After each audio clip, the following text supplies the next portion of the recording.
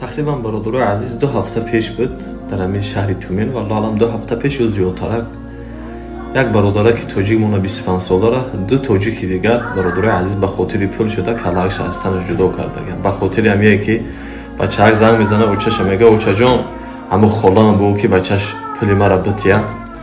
اونم زنگ میزنه بچه‌ش میگه این 2 نفر شده که مقصد ما رو در تاجیکستان خبر در آوردی و فلان کردی، گفته کلاش بیچاره رو از تنش جدا میکنن. بچه 25 ساله را تاجیک همین کارا کرده. مردانی که از ضعیف بودن مردانگی خود اذیت میکشند و میخواهند که زودتر از این بیماری خلاص شوند، پس مشکلی همه مردها حل شد. ایکومینیا پاستا برای بیماری پروستات، برای خون گرفتگی و مردانگی را با قوت کردن.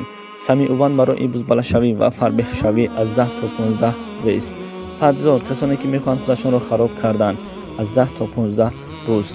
ماز برای ساعت همخوابگی را دراز کردن از 20 تا 45 دقیقه.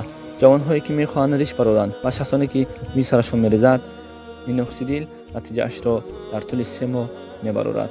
شرکت داروهای گیاهی همراه شماست و تمام شهر روسیه دستکه داریم و کسانی که میخواهند ای مترو دسترس کنند پس تا مترو دستکه ما بپول است.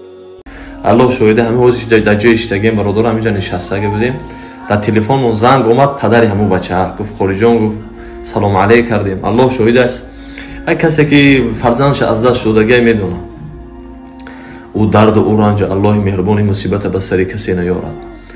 گفت خوری جان، گفت جسدی بچه‌ام گفت دماغ به کلاه، گفت ما جنگل به جنگل سری بچه ما کوفتیم. گفت قطعی خشته برو. مادرش گفت در تاجیکستان خون خورده حساده که کار برادرها میره به خاطر پول شده تاجیک کلاش گرفته است. 2 نفر بچه 25 ساله را امریکان اومد تاجیک کش، روس کش برادرای عزیز کی کش تاجیک برادر. ما که باید دیگر متفاق نباشیم. ما یک برادر عزیز یگانه چیزی که انسان به کشتار میبره کبر است. فهمیدی؟ کینه و بغض و عداوت است برادر، بدبینی و دشمنی. اگر ما بدبینی نسبت یا دیگر مندور نکنیم ما به جایی نمیرسیم برادر عزیز، به جز دشمنی.